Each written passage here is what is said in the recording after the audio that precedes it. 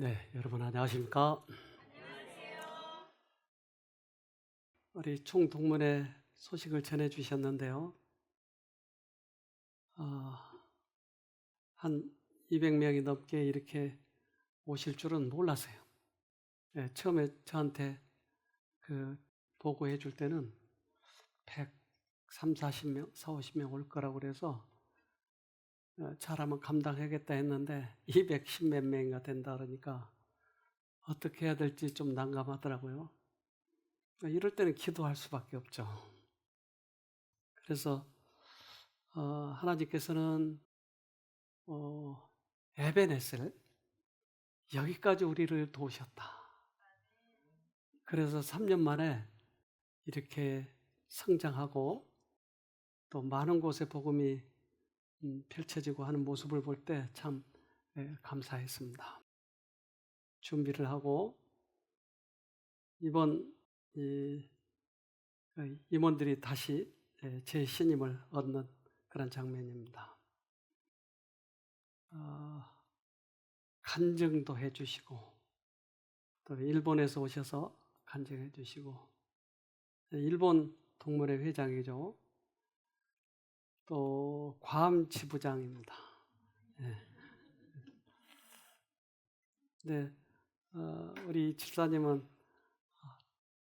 췌장암 거의 죽었다 살았으니까 그 감사가 있을 수밖에 없죠. 그리고 괌 지부장에 대해서 상당히 자긍심을 가지고 있어요. 그래서 이분을 통해서 어떻게 일하실지 우리 음악팀들 이번에 수고 많이 하셨어요. 이제 소그룹별로 나와서도 이제 여러 가지 발표를 하고 특성을 아무래도 남자들은 손이 뻣뻣하더라고요. 우리 목사님들의 그런 특창도 참 힘이 있었고 우리 사모님들의 특창도 아름다웠고 그래서 이런 모든 프로그램들이 참 조화를 이뤘고 이번에 많이 준비를 잘 하셨다라는 생각이 들었습니다. 네, 열심히들 따라서 하고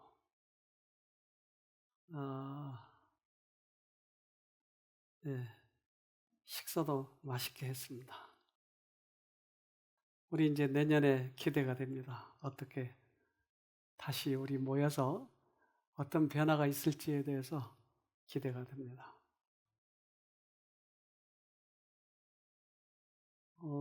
저는 야곱의 생애를 보면서 그가 속이는 자, 이름도 사기꾼.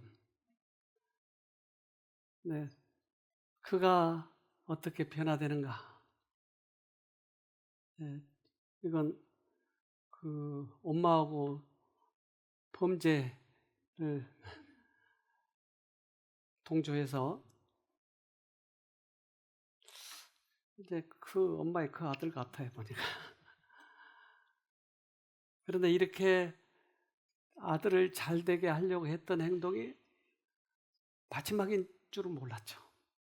네, 결국 서로 헤어졌는데 그 뒤로 다시는 엄마를 못 만나거든요. 네, 그게 마지막일 줄 모르고 범죄를 했겠죠. 그런데 이제 그가 도망가는데 하늘에서 천사가 내려와서 그에게 용기를 주고 희망을 줘요. 너가 가는 곳에 어디든지 내가 함께하리라. 우리는 이제 죄를 지으면 하나님께서 나를 버릴 걸로 생각하는데 하나님은 죄를 지었거나 안 지었거나 언제나 우리 곁에 계신다고 하는 것을 야곱은 깨닫게 되는 것이죠. 그래서 그가 다시 하나님의 은혜를 입고 다시 하나님께 돌아가는 표로 그가 감사를 나타내요. 이때로부터 야곱은 하나님께 대한 충성의 증거를 나타냈다. 그는 신적 지배에 스스로를 굴복시켰으며 하나님께 감사와 사랑에 찬 마음으로 경의를 표하였다. 그래서 돌을 세우고. 그런데 우리는 언제나 우리가 혼자 있다고 생각하고 죄를 범했고 넘어졌을 때 사실은 하나님께서 곁에 계셨던 것이죠. 그러니까 돌아왔다고 하는 감사의 표를 해야 되는 것이죠. 그게 확신이 드는 거고 우리들의 신앙생활을 더 믿음에 성장하게 해주니까요. 야곱은 그래서 하나님께 돌을 세우고 맹세를 하는 거예요. 그가 이렇게 했습니다. 이곳에서 야곱은 하나님과 약정을 하고자 하지 않았다. 주께서 이미 그에게 번영을 약속하셨으며 이 맹세는 하나님의 사랑과 자비의 보증에 대한 감사로 그의 마음에서 넘쳐나온 것이다. 야곱은 하나님께서 자기에게 요구하신 것들을 시인해야 함을 느꼈으며 또 자기에게 부여된 하나님의 은총의 특별한 표에 보답해야 함을 느꼈다. 근데 하나님께서는 그렇게 은혜를 베풀어 주시면 표를 하기를 원하는 거예요. 야곱은 그동안에 오랫동안 11금에 대해서 성실치 못했어요. 근데 그가 11금을 하기로 결심을 해요. 근데 과거에도 했겠지만 청직하게 했겠죠, 이제. 그런데 그것에 대한 보답으로 하나님께서 더 크게 축복하셔요. 77년간 충실하게 11조를 드리지 않은 그가 오직 지팡이 하나만 가지고 가난한 방랑자로서 가나안을 떠났지만 20년 후에 그는 막대한 가축과 양떼, 종들과 대가족과 함께 돌아왔다. 네. 그래서 그에게 축복하신 것은 넘치도록 축복하셨어요. 그렇다면 하나님께서는 우리에게 11조를 정직하게 하라고 한 이유가 뭔가요? 하나님이 좀 돈이 부족했겠죠? 창고가 비었겠죠? 그것 때문에 하라고 하셨을까요? 하나님께서는 뭔가 그렇게 하라고 하는 데는 이유가 있는 거예요. 그러니까 우리는 하기 싫은 걸 억지로 하려니까 이게 힘이 든 거예요. 하나님은 꼭 이것을 하라고 해. 왜? 그래서 힘이 들어요. 그러나 하나님께서는 이유가 있어요. 예수님이 이 땅에 오셔서 많은 사람들에게 베푸셨어요. 그리고 병자도 낫게 하시고 예수님 이 세계가 모두 다 베푸신 거였어요. 그게 하나님의 성품이었어요. 그러니까 그 성품을 개발시키도록 하기 위해서 11조를 하라고 하는 것이었어요. 인간을 취급하는 하나님의 가장 큰 목적은 그의 창조주를 반사할 성품을 개발하는 것이다. 네.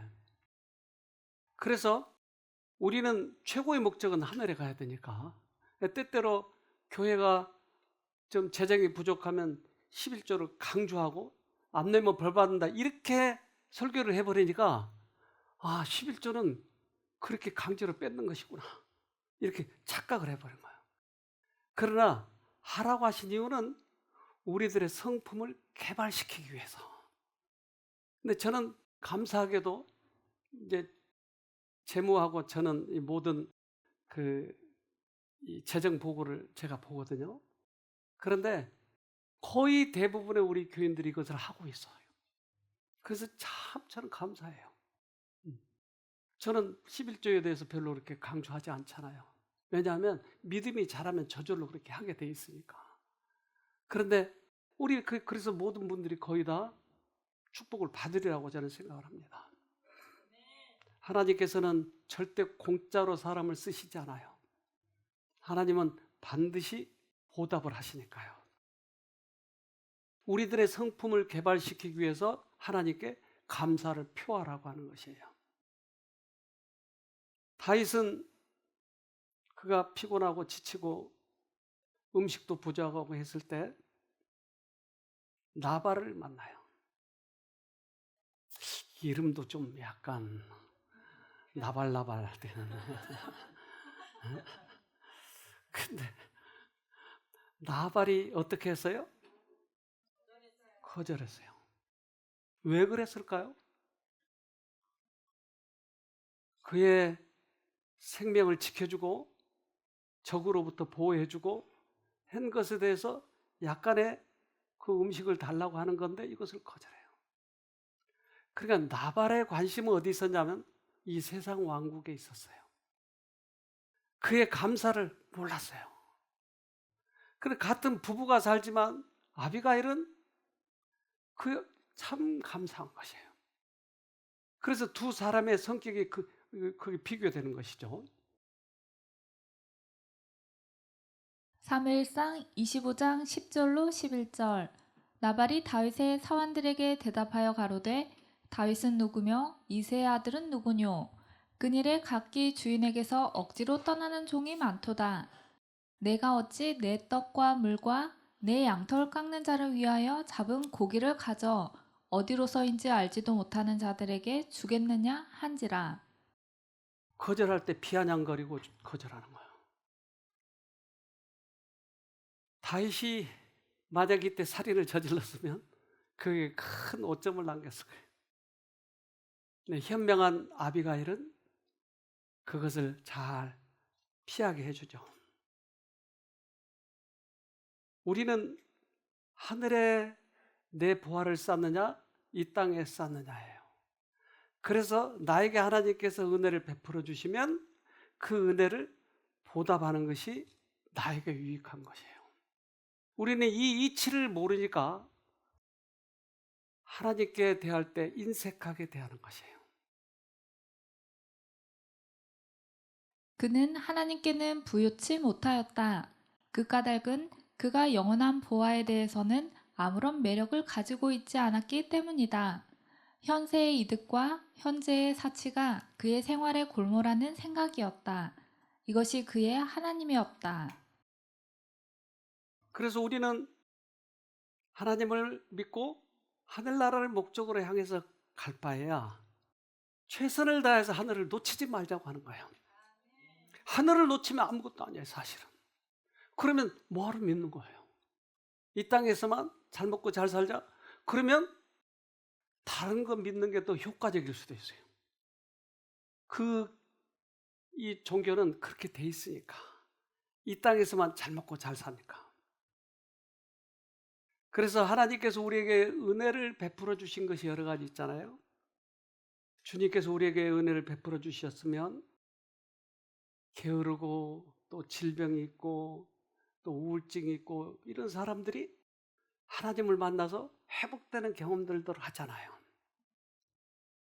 근데 그 회복되는 이 경험을 할 때는 영혼의 깊은 곳을 하나님께서 만지시고 새로 태어나게 소생하도록 하기 위해서 우리를 회복시키신 거예요. 그런데 그것을 거절할 때 거기에 참 우리에게 좋지 않는 결과가 이른다고 하는 것이에요. 영혼이 영적으로 죽었다는 것은 영혼을 불구로 만들어버리는 경험과 영적 교만으로 증명된다. 그런 경험을 가진 사람들은 그들의 발을 위하여 좀처럼 고든 길을 만들지 않는다. 교만이 자라나면 받은 은혜를 축복이 되게 하는 마음의 성질 자체가 오염되는 것이다. 영광을 하나님께 돌렸더라면 생명에서 생명에 이르게 하는 향수가 되었을 뻔한 승리 그 자체가 자기 영광으로 인하여 더럽혀진다. 그러니까 그 순간이 중요하네요. 하나님께서 우리에게 축복을 하시면 그것을 내가 어떻게 받아들이냐에 따라서 우리 영혼이 오염돼 버릴 수도 있고 생명에서 생명에 이르게 하는 통로가 될 수도 있고 그래서 그 단계가 참 중요하네요. 그래서 하나님의 은혜를 경험했으면 우리는 그것을 어떻게 앞으로 유지하느냐 이것에 대해서 우리는 생각을 해봐야 돼요.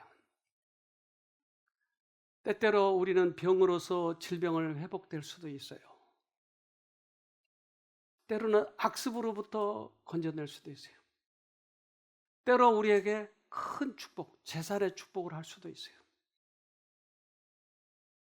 저는 새로남 교회를 건축할 때 약 10억 가까이가 들었어요. 교인들이 헌금을 해서.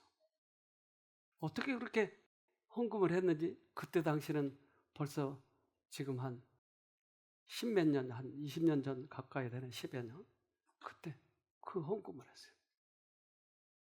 그리고 이 쉼터도 건축하는데 한 10억 정도 들었어요. 10억 좀 더 들었죠.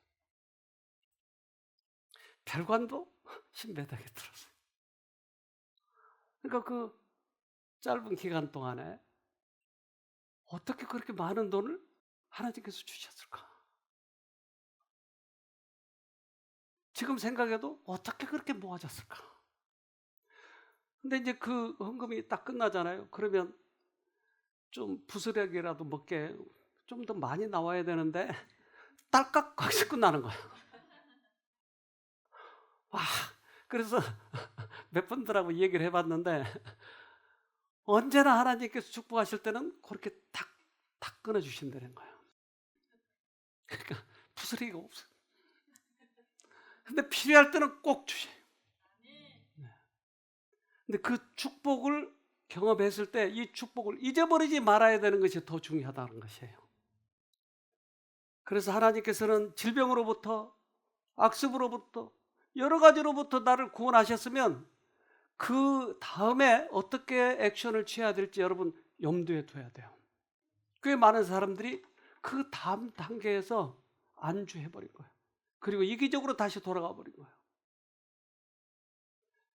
다니엘은 우리가 잘 알다시피 다니엘은 훌륭한 사람이에요. 그는 많은 사람들이 그 우상에 절했을 때 그들은 절하지 않았어요. 이건 하나님에 대한 충성의 표였어요. 다니엘은 언제나 기도를 한 것이에요. 일이 생길 적마다 기도하고 또 기도하고 주님께서 어떻게 축복하시는지 잊어버리지 말자고. 그래서 다니엘의 생애는 기도의 생애죠. 그들은 훌륭한 인격을 가지고 있었어요. 이 신실한 히브리인들은 타고난 큰 재능과 지적 교양을 갖고 있었다. 그래서 그들은 높고 명예로운 지위를 얻게 되었지만 그들은 이 때문에 하나님을 잊어버리지는 않았다. 거룩하게 하시는 하나님의 은혜 아래 그들의 모든 능력을 굴복시켰다. 경건한 모범과 굳굳한 성실성으로 그들을 흑암 중에서 부르사 기이하신 빛 가운데로 들어가게 하신 자를 찬양하였다. 축복을 받은 뒤에 그들은 굴복시켰다고 얘기하나요? 그러니까 지속적으로 그들을 사용할 수가 있었어요. 그들을 지속적으로 높여주셨던 거예요. 어디를 가든지 그들은 하나님의 사람들이었어요. 사자굴 속에 들어가든지 또는 풀무불 속에 들어가든지 그들은 그 하나님을 잊어버리지 않았어요.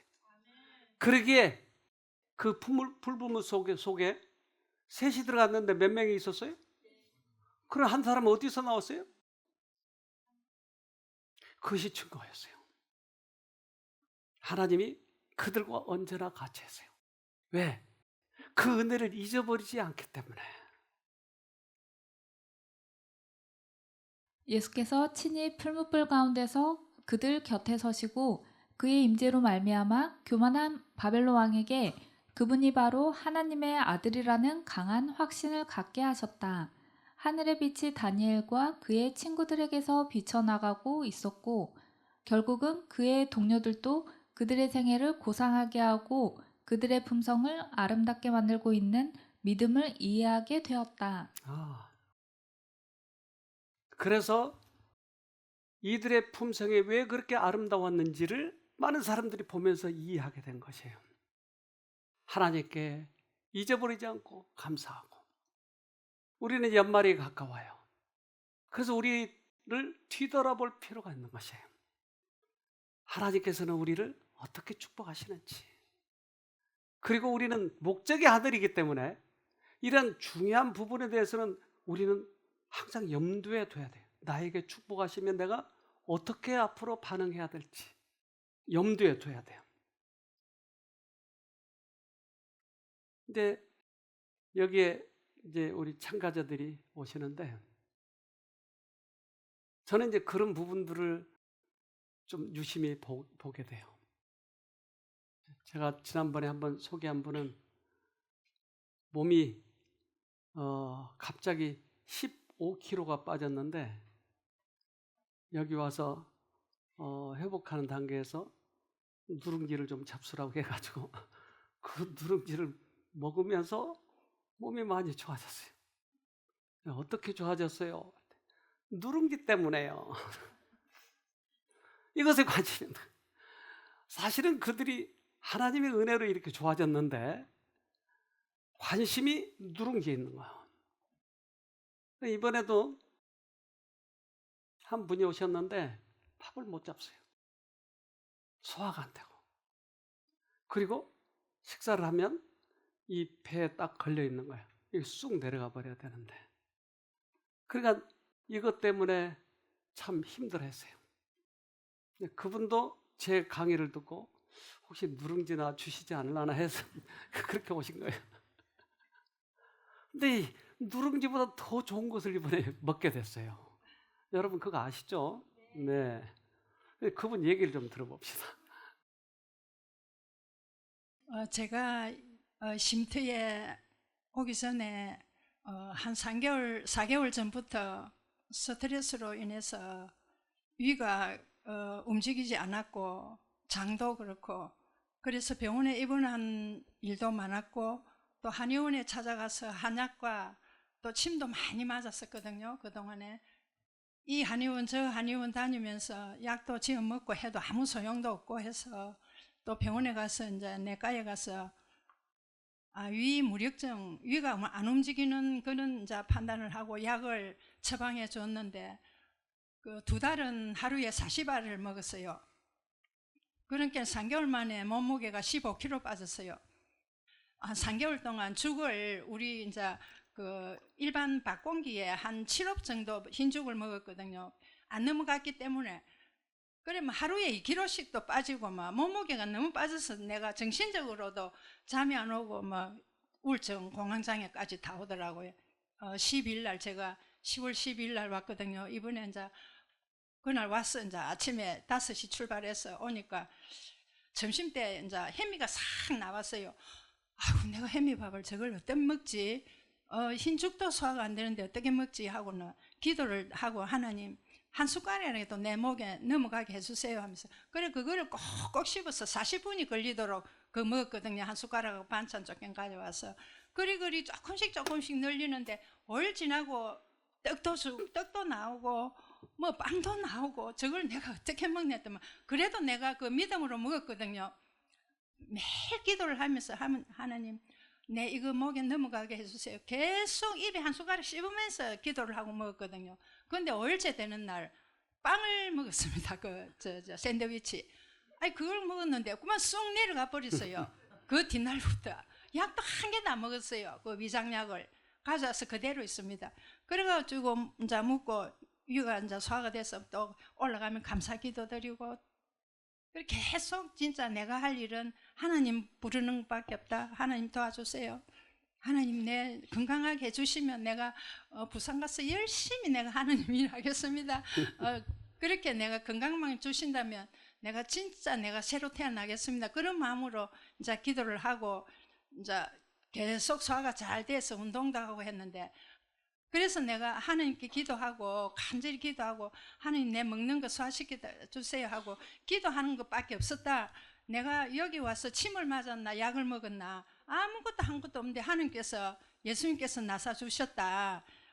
그래서 제가 너무너무 기쁘고 하나님 만난 것이 그 병원에서도 그렇게 약을 처방받고 의사 진단을 받고 약을 먹고 해도 안 났었는데도 여기 와서 5일 만에 그 내려가게 해주신 거는 정말 이것은 하나님 아니고서야 우리가 이렇게 치료도 할 수도 없고 하나님 말씀이 치료제다는 것을 제가 새삼스럽게 느꼈습니다. 네, 감사합니다. 예. 네. 누룽지보다 좀 낫죠? 사람마다 어떤 사람은 영적 구조가 냄비 같은 사람이 있고 빨리 끓고 빨리 식고, 어떤 사람은 가마솥 같은 사람이 있어요. 그러니까 우리들의 영적 구조는 우리가 다 알 수 없어요. 또 다른 사람도 알 수 없어요. 저도 잘 모르겠더라고요. 그러나 이제 지나보면 그것을 좀 알 수 있죠. 그러니까 어떤 사람은 빨리 낫는 수도 있고 어떤 사람은 더디 낫는 수도 있고 그래요. 근데 그게 중요한 게 아니고 그 다음이 중요하더라는 거죠. 그래서 이분은 이제 하나님이 나를 낳게 해줬다고 하는 결정적인 지금 이거 발견했다고요. 그렇다면 그걸 어떻게 이제 유지하느냐, 이제 앞으로 그게 이제 관건이겠죠. 근데 예수님이 이 땅에 오셨을 때 랍비들이 찾아와요. 율법사들이 찾아와요. 근데 그들이 이렇게 물어봐요. 누가복음 10장 25절. 어떤 율법사가 일어나 예수를 시험하여 가로되 선생님, 내가 무엇을 하여야 영생을 얻으리이까? 여러분, 이 질문에 대해서 여러분은 어떻게 답을 하시겠습니까? 어떻게 하면 영생을 얻습니까? 답을.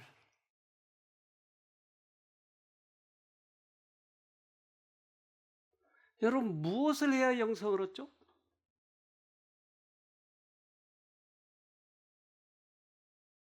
이건 질문 자체가 틀렸어요. 그러니까 그들의 사상 속에는 불교 신앙이 있는 거예요. 선행을 하고 고행을 해서 구원 얻습니까? 이 말이에요. 그런데 주님께서는 그게 아니에요. 주님께서 주신 은혜를 내가 받아들이면 되는 거예요. 그러니까 이 질문 자체가 틀린데도 그들은 이것을 모르고 있다 이 말이에요. 그래서 하나님의 그 구원은 반드시 어떤 노력을 해서 받을 것처럼 그들은 착각하고 있어요. 근데 상당히 많은 사람들이 그렇게 알고 있어요. 그리스도를 믿는데도. 또 이렇게 율법사가 와서 얘기해요. 마태복음 22장 35절로 36절. 그 중에 한 율법사가 예수를 시험하여 보되 선생님이여 율법 중에 어느 계명이 크니이까? 어느 계명이 큽니까? 글자가 크단 얘기예요? 뭐가 크단 얘기예요? 그런데 이 질문 자체가 잘못된 거예요. 율법은 지켜서 구원 얻는 게 아니고 우리 예수님이 들어오시면 율법이 지켜지는 거예요. 이게 큰 게 있고 적은 게 있어요? 아니요. 그들은 은혜를 몰랐어요. 은혜가 들어오면 그것 자체가 영생을 얻는 거고 그것 자체가 율법이 지켜지는 건데 이걸 모르니까 그 해박한 율법사 랍비들이 그렇게 물어본 거예요. 주님께서는 그들에게 이렇게 대답하세요. 마태복음 22장 37절로 40절. 예수께서 가라사대 내 마음을 다하고 목숨을 다하고 뜻을 다하여 주 너의 하나님을 사랑하라 하셨으니 이것이 크고 첫째 되는 계명이요 둘째는 그와 같으니 내 이웃을 내 몸과 같이 사랑하라 하셨으니 이 두 계명이 온 율법과 선지자의 강령이니라. 야곱에게 은혜를 베풀어 주셨을 때 야곱은 돌비를 세웠어요.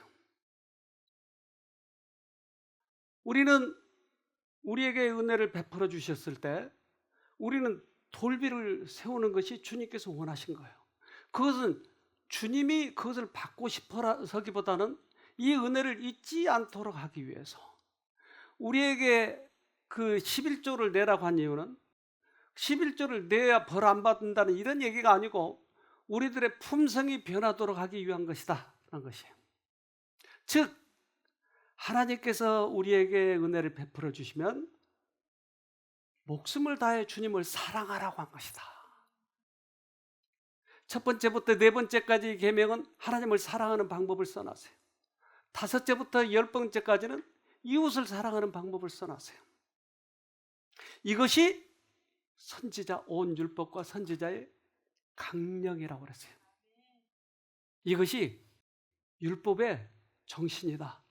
즉 율법은 하나님의 성품이다. 그래서 창세부터 지금까지 계속 이것을 얘기하고 있는 거예요. 내가 은혜를 입으면 은혜를 갚자고 하는 것이 하나님께 표하자는 얘기예요.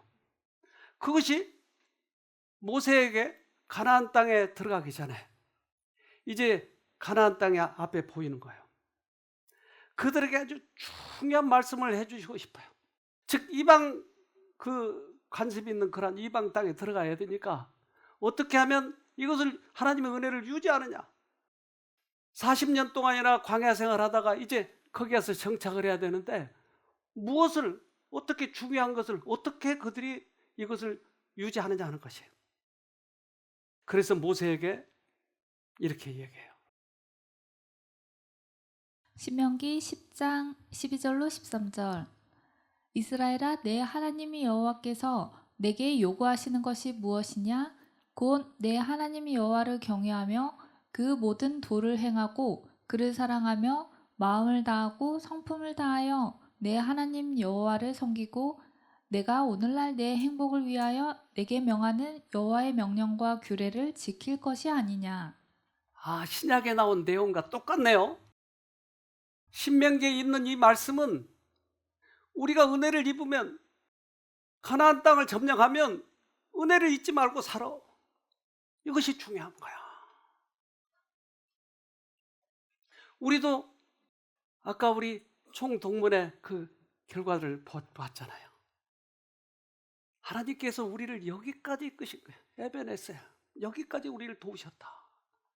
총동문회는 그러한 정신으로 우리는 해야 될 거예요. 잊어버리지 말자. 은혜를 잊어버리지 말자. 우리가 뭐간데 하나님께서 이렇게 축복을 하신 거. 세계적으로 복음을 전하게 하는 건가.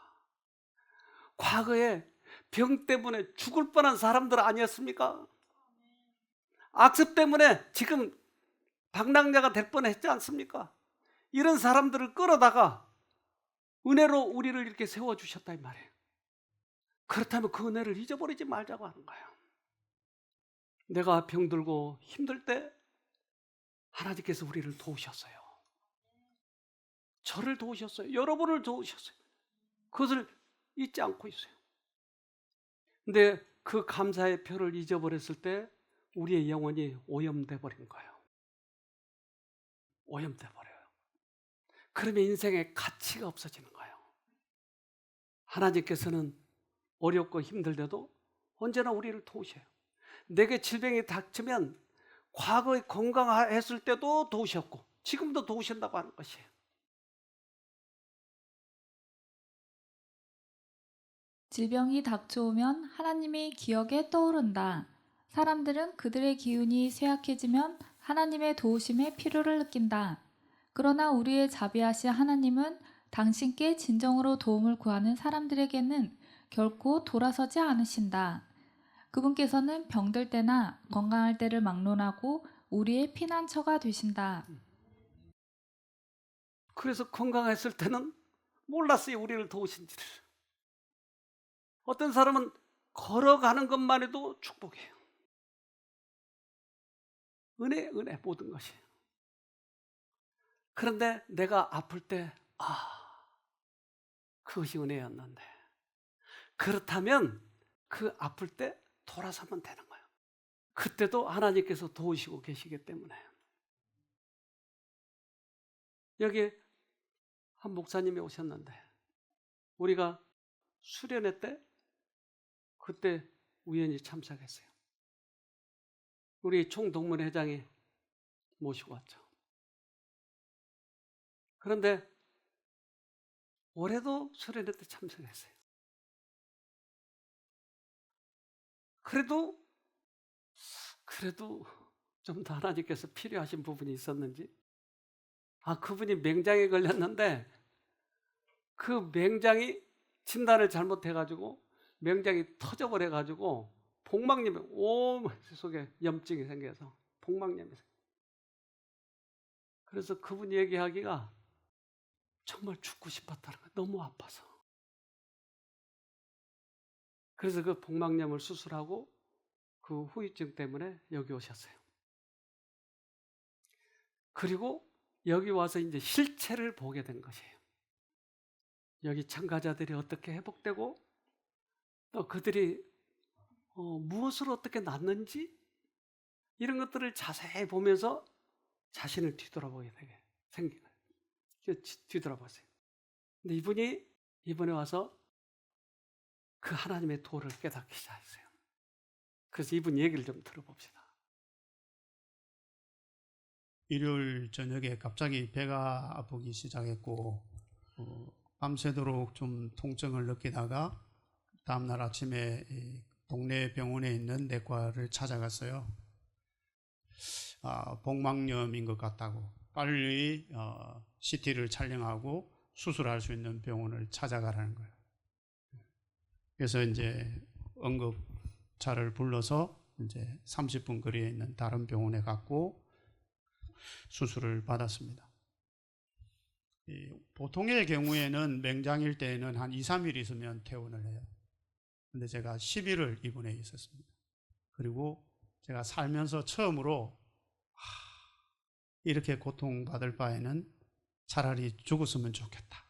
이런 생각이 들 정도로 그 수술 후유증의 고통이 심했습니다. 정말 힘들었습니다. 그래서 이 쉼터에 이제 오게 되었고 회복을 위해서 여기까지 오게 되었습니다.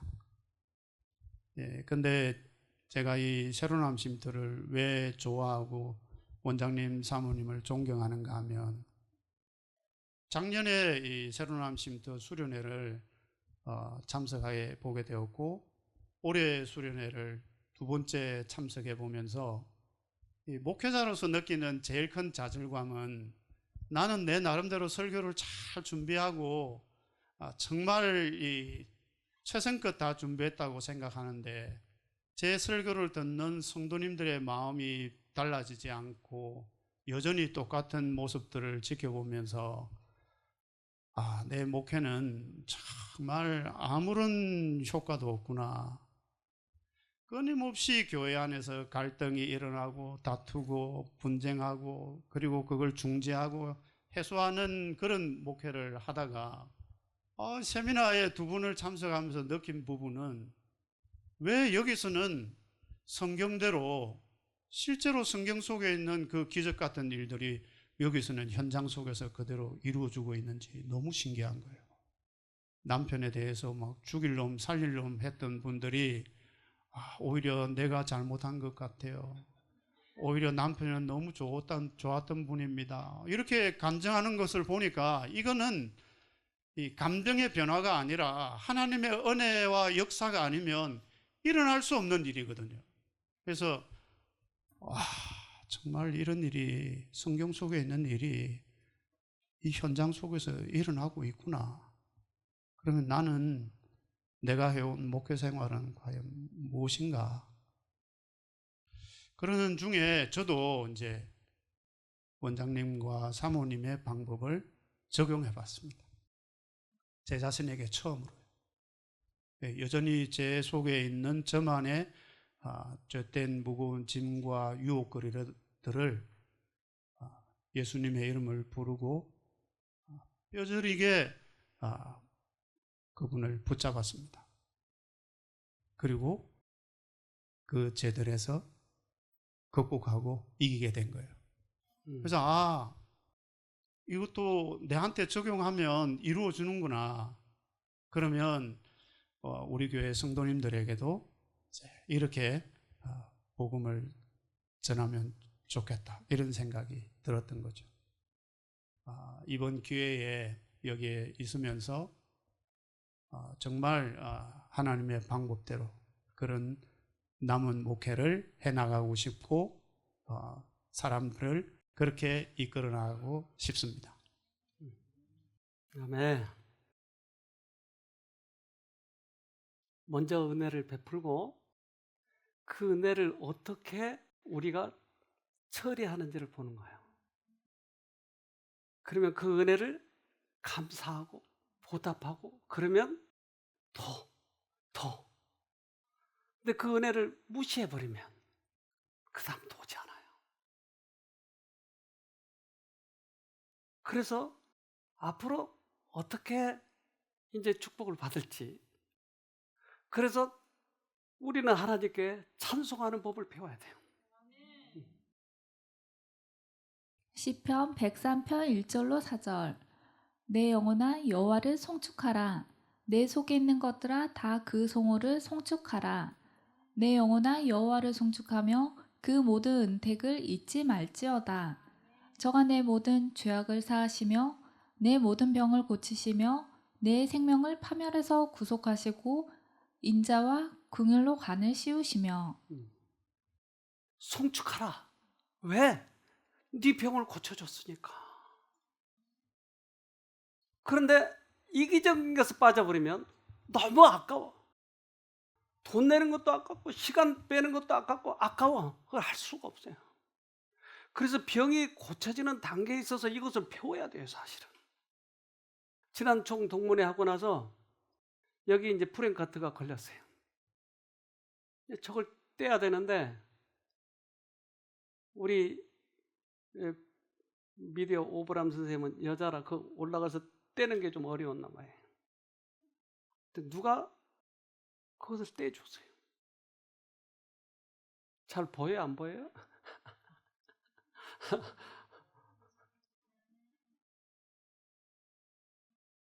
저분 누군지 알겠어요? 네.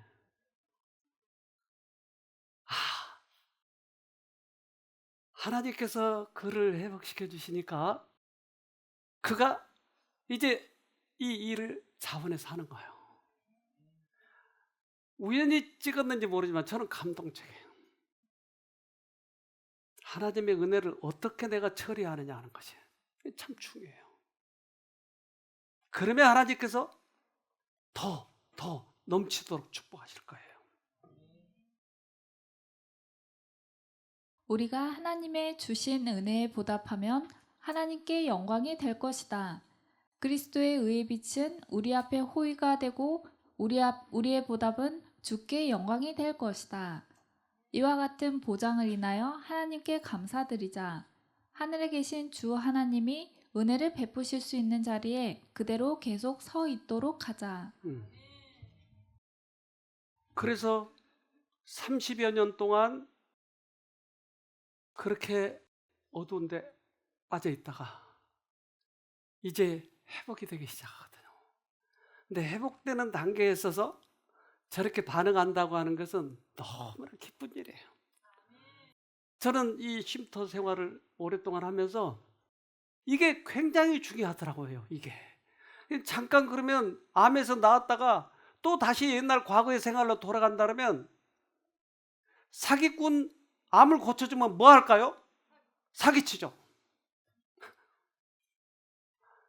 근데 암이 고쳐지면 사람이 달라지면 그건 가치 있는 인생이다 이 말이죠. 그래서 우리가 하나님 은혜를 입었으면 그 은혜를 잊어버리지 않도록, 특별히 그러한 영혼의 통로로 하나님께서 역사하셨을 때 그런 사람들이 있잖아요. 그런 사람들을 하나님께서는 성경을 통해서 그들에게 칭찬을 하잖아요. 고넬료 보세요. 그는 계속 베풀고 있잖아요. 우리의 영혼들을 고쳐주시면 우리가 그렇게 할 때 넘치도록 우리에게 더 크게 축복하실 거예요. 이사야 58장 7절로 8절.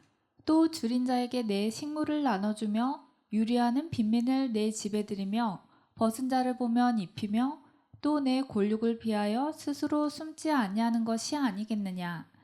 그리하면 내 빛이 아침같이 비칠 것이며 내 치료가 급속할 것이며 내 의가 내 앞에 행하고 여호와의 영광이 내 뒤에 호위하리니. 하나님의 은혜를 잊지 않고 계속 베풀면 너를 지속적으로 내가 보호하고 치료해 줄 것이다. 우리 올해 연말을 멋지게 보냅시다.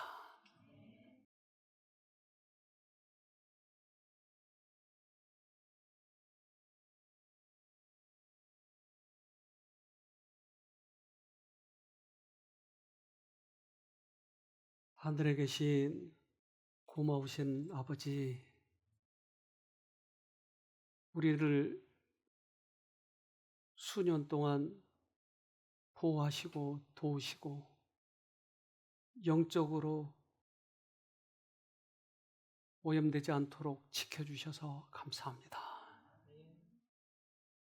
이 교회를 지켜주시고 쉼터를 지켜주시고 우리 동문회를 지켜주셔서 성장할 수 있도록 해주시고 하나님의 은혜를 잊어버리지 않게 해주셔서 감사합니다. 우리가 주님의 은혜를 잊어버리면 어떻게 되는지 우리들 선배들의 경험을 통해서 배웠습니다. 그래서 악착같이 주님 붙잡고 있지 않으려고 하오니 저희를 도와주시옵소서. 은혜를 베풀어 주시면 은혜를 갖길 원합니다. 은혜를 베풀어 주시면 많은 사람들에게 주님이 살아계시고 주님이 우리를 도우셔서 여기까지 이끌어 주셨다고 하는 것을 증거하고자 합니다. 하나님, 저희를 붙들어 주셔서 배반하지 않게 도와주시옵소서. 이제 연말이 다가옵니다. 그래서 저희들을 뒤돌아보게 하시고 우리의 형제들을 어려운 분들이 있는지 뒤돌아보게 도와주시옵소서. 그래서 하나님이 이 땅에서 보여주신 것처럼 우리도 그렇게 살아갈 수 있도록 도와주시옵소서. 특별히 투병 생활하고 있는 당신의 아들, 딸들, 그 주님의 우리에게 바라시는 그런 뜻을 빨리 이해하도록 해주셔서 하나님의 뜻대로 분연히 돌아서서 병도 치료될 뿐만 아니고 우리의 영혼도 치료될 수 있도록 도와주시옵소서. 오늘도 가지고 나온 소원들이 이루어지는 귀한 이 예배가 되도록 우리 모두에게 축복해 주시옵기를 우리를 죄에서 구원하신 예수님 이름으로 기도합니다. 아멘.